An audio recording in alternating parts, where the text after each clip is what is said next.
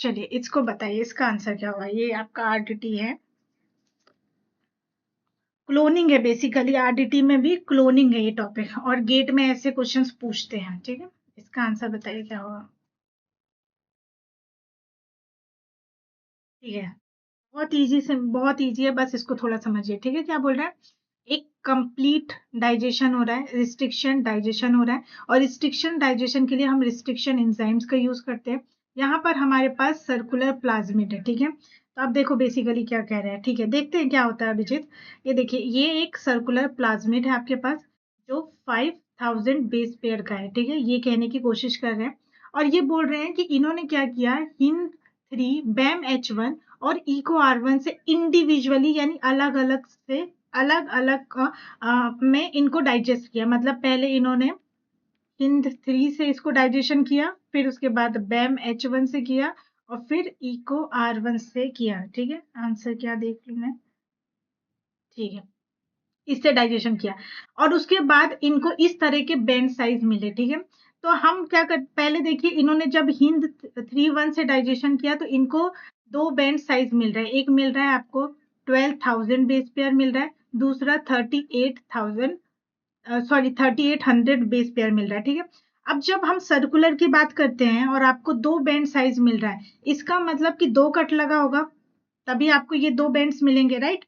तो दो कट लगा है, तो मान लीजिए कि यहाँ पर इस तरीके से कट लगा, और इस तरीके से कट लगने पे क्या होगा कि ये मुझे एक ये फ्रेगमेंट मिल जाएगा, दूसरा फ्रेगमेंट मुझे ये मिल जाएगा। ठीक है, तो ये फ्रेगमेंट का साइज हो सकता है 1200 बेस पेयर, और ये वाले फ्रेगमेंट का साइज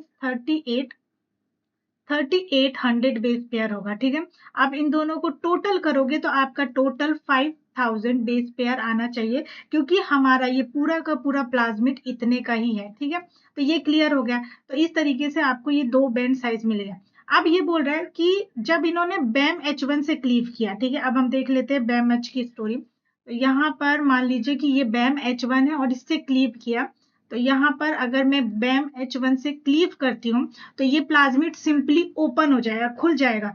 और अगर ये खुल जाएगा तभी भी तो ये 500 बेस पेयर का होगा, बस ये लीनियर में आ जाएगा 500 बेस पेयर। ठीक है, तो ये एक सीन हो गया। अब उसके बाद अच्छा, ये पूछ क्या क्वेश्चन में पूछ रहे हैं कि नंबर ऑफ साइड कितनी है, इको R1 बैम H और हिंद 3 के लिए कितनी साइड्स प्रेजेंट है। तो अगर आप देखोगे कि बैम H का तो एक ही रिस्ट्रिक्शन साइड है, राइट, एक ही रिस्ट्रिक्शन साइड है, तो हम पहले सबसे इजी वाला चूज कर लेते हैं कि भैया बैम H1 का एक ही रिस्ट्रिक्शन साइड है, जो आपको यहाँ और यहाँ मिल रहा है। ठीक है, तो आपने इसको और इसको कट कर दिया। ठीक है, बैम H का हमें मिल गया। अब उसके बाद क्या बोल रहे हैं कि ये जो हमारा है दूसरा हिंद 3, इसका हमें कितना 1 और 2 दो रिस्ट्रिक्शन साइड मिला है। ठीक है, तो ये हमारा ये हो गया अगेन। अब हमें चेक करना है इको R1 के लिए। ठीक है, तो अब इको R1 के लिए कैसे चेक करेंगे कि ये जो है आपका प्लाज्मिड, इसमें 5000 बेस पेयर है, और इसमें आपको मिल रहा है 2500 बेस पेयर का आपको मिल रहा है डीएनए। ठीक है, अब टोटल तो ये 5000 है, तो ये 25 का कैसे मिल रहा है। इसका मतलब कि ये 25 के दो मिल रहे होंगे, क्योंकि आप इसको टोटल करोगे तो क्या मिलेगा, 5000 बेस पेयर आएगा। तो इसका मतलब कि यहाँ पर और यहाँ पर दो कट करोगे तभी तो आपको ये वाली जगह पर मिलेगा 2500 बेस पेयर, और यहाँ पर मिलेगा आपको अगेन 2500 बेस पेयर। ठीक है, और ये जो कट है ये कौन सा है, आपका इको R1 का है। ठीक है, तो यहाँ पे मुझे एक कटिंग साइड ये मिल गई, दूसरी साइड ये मिल गई, और बात सिर्फ इतनी है कि दोनों कितने हैं, 25,000 मतलब 2500 बेस पेयर के हैं। ठीक है, तो इन्होंने सिंगल क्यों लिखा है, क्योंकि सिंगल इसलिए लिखा है क्योंकि दोनों की जो साइज है वो सेम है। तो इस तरीके से हमने क्या कंक्लूजन निकाला कि इको R1 की भी दो साइड होगी, एक इधर पर होगी और एक इधर पर होगी, और तभी ये इक्वल फ्रेगमेंट्स हमें दे रहा है। तो यहाँ पर देखिए ये इक्वल है, इसका आंसर ये हुआ। चलिए मैं एक्सप्लेन करती हूँ। हाँ ठीक है, ये क्या बोल रहे हैं कि एक डीएनए फ्रेगमेंट है। ठीक है, ये एक आपके पास डीएनए फ्रेगमेंट है, इसको हमने हिंद 3 और इको R1 से डाइजेस्ट किया। तो मान लीजिए ये एक फ्रेगमेंट है, आपने यहाँ पर इसको डाइजेस्ट किया। ठीक है, यहाँ पर आपने हिंद 3 से डाइजेशन किया और यहाँ पर इको R1 से डाइजेशन किया। ठीक है, और फिर डाइजेशन करने के बाद आपके पास ये पोर्शन कट के निकलता है। ठीक है, कौन सा वाला पोर्शन, ये वाला पोर्शन आपके पास कट के निकल गया जैसे आपने डाइजेशन किया। ठीक है। अब आफ्टर दैट ये क्या बोल रहे हैं कि एक आपके पास वेक्टर है, ठीक है। मान लीजिए कि ये आपके पास एक वेक्टर है और इस वेक्टर को भी इन्होंने हिंद 3 1 और इको R1 साइड से डाइजेस्ट कर लिया। मतलब ये वेक्टर पहले ऐसे ज्वाइंट था, फिर यहाँ पर एक हिंद 3 की साइड थी, यहाँ पर इको R1 की साइड थी, ठीक है। अब यहाँ पर भी क्या हो गया, कट लग गया। अब जैसे ही कट लगा तो ये वाला पोर्शन, ये वाला जो डीएनए है वो आपके पास निकल के आ गया, ठीक है। तो मान लीजिए कि ये जो है निकल गया, ऐसे ऐसे वेक्टर हो गया। अब ये बोल रहे हैं, नेक्स्ट ये बोल रहे हैं कि अब क्या हुआ, जब इस तरीके से हमने वेक्टर को डिजाइन कर लिया तो ये वाला जो है, ये जो आपके पास इंसर्ट आया था ना, ये वाले इंसर्ट को इन्होंने लाइगेट कर दिया। तो जैसे ही लाइगेट किया तो ये वेक्टर कुछ इस तरीके से बन गया, ठीक है। अब ये बोल रहे हैं कि जब इन्होंने स्क्रीनिंग की, ये क्या हो गया, एक ट्रांसफॉर्म्ड वेक्टर बन गया, ठीक है।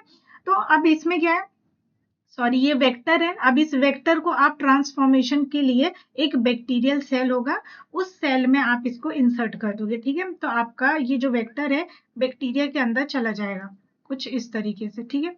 ऐसे चला गया। फिर ये क्या बोल रहे हैं, इन्होंने बोला कि जब इन्होंने देखा कि एक्चुअली होना ये चाहिए था कि सेल के अंदर, बैक्टीरिया सेल के अंदर इन्हें इस तरह का वेक्टर मिलना चाहिए, पर इन्होंने क्या देखा, इन्होंने ये देखा कि उसमें जितने भी हैं सिर्फ सेल्फ लाइगेटेड वेक्टर हैं। सेल्फ लाइगेटेड का मतलब क्या होता है, सेल्फ लाइगेटेड का मतलब होता है कि ये वेक्टर ऐसा था, ठीक है। यहाँ पर इंसर्ट होना था ये रेड वाला पोर्शन, ये रेड वाले पोर्शन को यहाँ पर इंसर्ट होना था, पर ये रेड वाला पोर्शन इंसर्ट ही नहीं हुआ। और ये जो वेक्टर ऐसे खुला ना, तो यहाँ से आपने इसका फ्रेगमेंट हटा दिया तो ये आपस में ही ज्वाइंट हो गए, ये आपस में ही ज्वाइंट हो गए। तो इसको मैं बोल रही हूँ सेल्फ लाइगेटेड वेक्टर। ये कैसे हो गया, खुद के साथ ही लाइगेट बना लिया इसने, जबकि इसको इस तरीके से बनना था, पर इस ऐसा ना बन के ऐसा बन गया। तो अब ये यहाँ पर जब सेल के अंदर हमने डाला ना, तो उसके बाद जब इसकी एनालिसिस की तो हमारे पास बहुत सारे वेक्टर जो है वो सेल्फ लाइगेटेड वेक्टर्स मिले। ओके, देखते हैं क्या होता है अभिजीत। तो किसी भी तरह का रिकॉम्बिनेंट नहीं बना है, क्योंकि ये जो बना है ना आपका, ये इसको बोलते हैं, ये जो वेक्टर बना है ये आपका रिकॉम्बिनेंट वेक्टर है। तो क्वेश्चन में ये बोल रहे हैं कि इनको जो है इस सेल के अंदर रिकॉम्बिनेंट वेक्टर नहीं मिले, सारे के सारे सेल्फ लाइगेटेड वेक्टर मिले, ठीक है। तो इसका क्या पॉसिबल रीजन हो सकता है, ये क्वेश्चन है एग्जैक्टली। समझ में आया कि क्वेश्चन क्या पूछ रहा है, ठीक है। अब ये बोल रहे हैं कि इसका क्या पॉसिबल आंसर हो सकता है, तो चलो नीचे से देखते हैं यहाँ पर कि both both the restriction enzyme digested the insert. पहली बात आपको ये ध्यान रखना है, ये क्या बोल रहे हैं कि इनको इस तरह का वेक्टर मिला, जबकि वेक्टर तो ऐसा मिलना चाहिए था। तो ये वेक्टर की बात कर रहे हैं, यानी इंसर्ट का इन्होंने कुछ भी नहीं बोला। इन्होंने क्या बोला कि जितने भी ट्रांसफॉर्म्ड है उनमें इनको सेल्फ लाइगेटेड वेक्टर मिला, यानी इंसर्ट का यहाँ पे रोल नहीं है। इंसर्ट तो ठीक है, तो देखिए यहाँ पर इंसर्ट, यहाँ पर इंसर्ट के बारे में, तो ये स्टेटमेंट हो गए गलत। हमें क्या है, वेक्टर के बारे में बात करनी है। तो ये बोल रहे हैं कि both the restriction enzyme digested with the vector. ये रिस्ट्रिक्शन एंजाइम है, एक ये रिस्ट्रिक्शन एंजाइम है। अगर ये वेक्टर से दोनों रिस्ट्रिक्शन एंजाइम ने कट लगाया होता तो चांसेस थे कि आपको इस तरह का रिकॉम्बिनेंट वेक्टर ही मिलता, पर आपको नहीं मिला। क्यों नहीं मिला, क्योंकि पॉसिबल हो सकता है कि सिर्फ एक ही रिस्ट्रिक्शन एंजाइम ने इस वेक्टर को डाइजेस्ट किया हो। मान लो कि यहाँ पे इको R1 का कट लग गया हो लेकिन इसका कट ना लगा हो, ठीक है। इस बात को अच्छे से समझते हैं कि मैं क्या बोल रही हूँ, ठीक है। मान लीजिए ये वेक्टर है, ठीक है, ये पूरा वेक्टर है और इस वेक्टर से यहाँ पर हिंद 3 1 का साइट है और यहाँ पर इको R1 का साइट है, ठीक है। ये दो साइट है। अब अगर ये दोनों साइड से कट लगता तो मेरे पास ऐसा वेक्टर निकल के आता, ठीक है। लेकिन अब मान लीजिए कि सिर्फ इको R1 से ही मुझे कट लगा, मतलब वेक्टर को कट लगा, तो सिर्फ इतना सा फ्रेगमेंट कट होगा, ठीक है। अब जब एक ही एंजाइम से कट लगा है तो पूरे पूरे चांसेस हैं कि ये आपस में ही लाइगेट कर ले, क्योंकि अगर एक ही जगह से कट लगा है तो वो एक ही जगह से बाइंड भी तो हो सकते हैं। जब ये दोनों कट लगाते हैं तो यहाँ पर जो फ्रेगमेंट्स होते हैं वो अलग अलग होते हैं, मतलब फ्रेगमेंट्स मतलब न्यूक्लियोटाइड की सीक्वेंस कॉम्प्लीमेंट्री नहीं होती। लेकिन अगर एक ही ने कट लगाया है, क्योंकि इको R1 कैसे कट लगाता है, इको R1 कुछ इस तरीके से कट लगाता है, ऐसे मतलब स्टिकी एंड्स जनरेट करता है। तो ये वेक्टर जो है ना कुछ इस तरीके से स्टिकी एंड्स इसने जनरेट किए होंगे, कुछ ऐसे ऐसे। सॉरी, थोड़ा अच्छा नहीं बना डायग्राम, मैं फिर से बनाती हूँ। तो ये पॉसिबल है कि ई को R1 ने कैसे डाइजेशन किया होगा, कुछ इस तरीके से, ठीक है। स्टिकी एंड्स जनरेट किए होंगे, और अगर स्टिकी एंड्स जनरेट करेंगे तो ये साइड जैसे खुली है वैसे बंद भी तो हो सकती है, क्योंकि अगर एक ही एंजाइम ने डाइजेस्ट किया है, लेकिन अगर अलग अलग एंजाइम ने डाइजेशन किया होता है तो यहाँ पे कॉम्प्लीमेंट्री सीक्वेंस नहीं होती, लेकिन एक ही ने किया है तो कॉम्प्लीमेंट्री सीक्वेंस है, और कॉम्प्लीमेंट्री सीक्वेंस है तो ये आपस में ज्वाइन कर लेंगे, और आपस में ज्वाइन किए तो कैसे सेल्फ लाइगेटेड हो गए।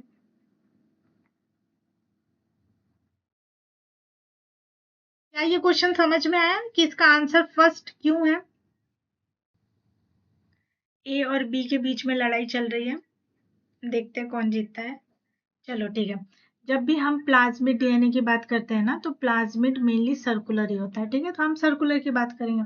तो प्लाज्मिड डीएनए को इन्होंने डाइजेस्ट किया विथ इको R1 से, और उन्हें सिंगल बैंड मिला 16 केबी का, ठीक है।